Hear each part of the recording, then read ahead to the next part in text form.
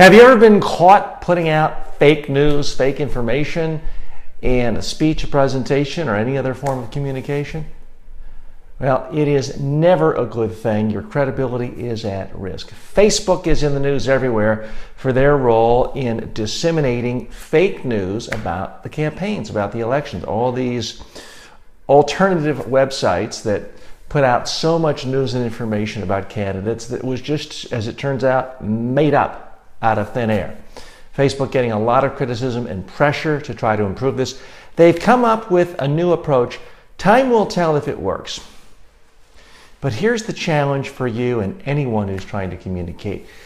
You've got to make sure that you are not irresponsibly putting out bad ideas that are going to misinform people. Early in my career, I have to confess, I was guilty of this. Now, it wasn't malicious. I wasn't trying to deceive anyone. But there are thousands of websites out there that put out fake news about public speaking. The number one item of fake news is that supposedly, out of all your communication, only 7% is about your words, 55% your body language, and 38% your voice and how you use your voice. Folks, this is absolute, complete nonsense. It's based on a study from 1972 by a professor at UCLA. He's written about it extensively, and it says everyone who writes about it misunderstands what he's talking about. What he was talking about is if you say one word in different tones, yeah, the tones and the body language can have a bigger impact.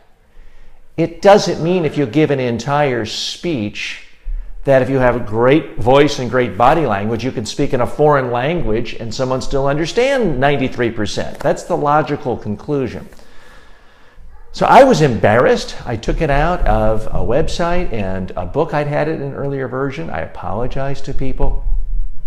But here's what I found. As recently as today, I have Googled public speaking on YouTube, and some of the biggest names in the business, public speaking experts, body language experts, are still pushing this myth that communication, spoken communication, is only 7% your words. It's just not true. I've talked to some of them about it before, and believe it or not, you know what some of them told me? TJ, I know it's not technically true, but it kind of seems cool. It's interesting. People find it fascinating, and it sort of starts the conversation to talk about things like body language and what to do with your voice. Yeah, but how do you live with yourself? How can you just willingly put out bad information? I think it's horribly irresponsible. Now, I'll tell you, the reason a lot of people like me do it, public speaking experts, presentation experts do it, is because then when someone says, hey, what do you know about our industry before we hire you? We can say, well, it doesn't matter because the words are only 7%. It's just not true, ladies and gentlemen. So can you get away with giving out fake news? Can you get away with putting out things that are demonstrably untrue? Yeah. Can you succeed? Yes. Can you perhaps even get elected to the highest office in your country? Yes. But is that the sort of reputation you want? Do you want to appeal to people who like lies, want to be lied to? Or do you want to appeal to people who pride themselves in living in a fact-based world, who pride themselves in wanting to get it right? You've got to make the decision. And you've got to decide what audience you play to. Here on this Facebook channel, this YouTube channel, and at Media Training Worldwide, we've made a decision. We're going to try to just play it honest, give you the honest facts.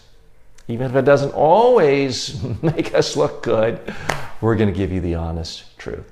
I'm TJ Walker. Thanks for joining me. If you want more tips on how to be a better presenter, please like my Facebook page, TJ Walker Interactive on Facebook, or go to my home website, MediaTrainingWorldwide.com.